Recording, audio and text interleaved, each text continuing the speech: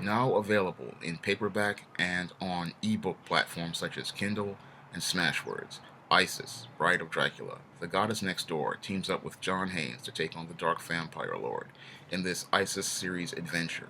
Pick up Isis, Bride of Dracula at your online bookseller today.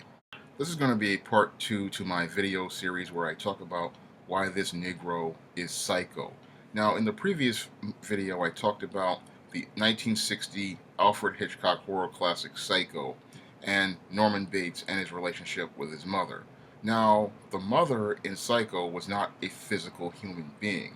The mother in Psycho was a construct in Norman Bates' mind, a figment of his imagination, and he lived to either love this mother or fear this mother, and he acted primarily based on the actions of this mother that was in his mind. Because his mother was physically dead, but he still had the idea of his mother in his mind, and that pretty much is what made him completely psychotic. Now, Norman Bates on the outside appeared to be perfectly fine, just like this Afro American Negro appears to be perfectly fine. He appears to be a perfectly functioning, normal person. However, all you have to do is try to challenge some of his delusions, and you'll see how this Negro reacts over this white man that is in his mind. Because this white man, again, is not a physical person. This white man is an imaginary construct that's in his mind. No different than a child's imaginary friend. To the child, the imaginary friend is a real person that they're interacting with. However, we know it's not real, but to the child it is. Just like the white man is a real person in the mind of this Negro. And in his mind, this white man pretty much is the person he needs to fear or he needs to try to win the love and approval of. And the ones who are afraid of him are, again, looking for his approval and they don't want to offend him. Then there's a third group of Negroes, like your pro-blacks, who pretty much are trying to get his attention by rebelling. But all three of them are trying to pretty much either win his approval in some sort of way or the other. And they hope that their behaviors can get his attention. So when he talks about this white man again, it is not a real person. It's something that he projects onto real white people. Real white people have flaws like I do and you do. They aren't perfect. They aren't um they aren't again, they aren't perfect people. They make mistakes. They are fallible. And most white people don't want to be this idea of this perfect person outside of other people who have bought into this whole construct, such as white supremacists and white racists who've bought into the whole idea that white is superior and white is better. But your average white man on the street pretty much knows that he's flawed, knows that he's imperfect, and knows that he's struggling just like this black man is, and has accepted his own humanity. Unfortunately, there are quite a few psychotic individuals in the white community, just as there are in the black community, and they try to polarize people. But many of these Afro American Negroes, because they have a mental illness that is deep embedded in their mind, can't see that this whole concept of a white man, again, is not a real person. They project it onto every white person they see in their lives. And that really affects their behavior because all you have to do is allow a white person to come into a black space and you will watch these Negroes, pretty much their behavior will change in an instant.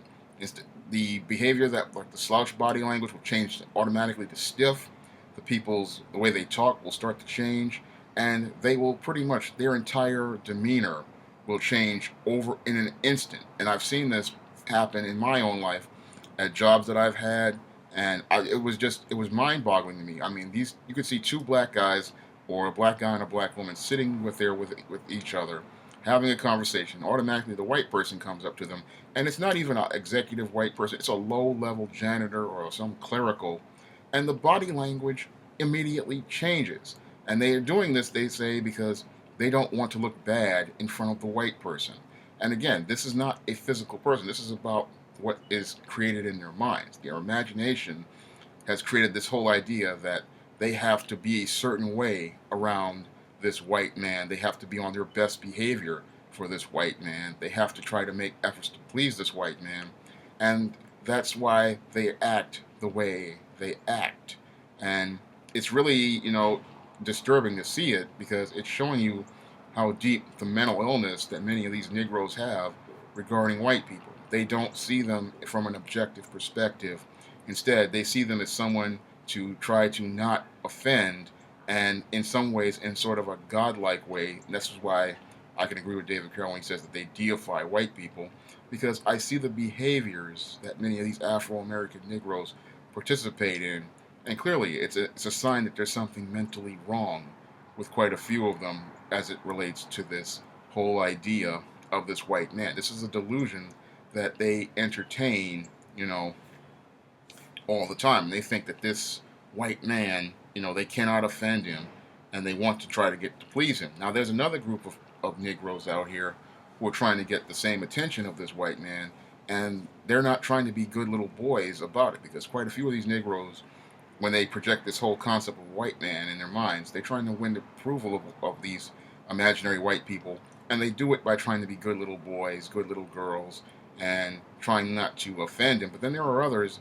who fear that they're not going to get any attention, so they act out in an effort to get his attention. And these are people like your pro-blacks who pretty much come out here with this, I hate the white man is the devil, I hate him so much. But when you look at their behavior, it's just not logical. If you say you are pro-black and you love black people, you would think you would not be trying to get the attention and approval of a white man you say you hate so much.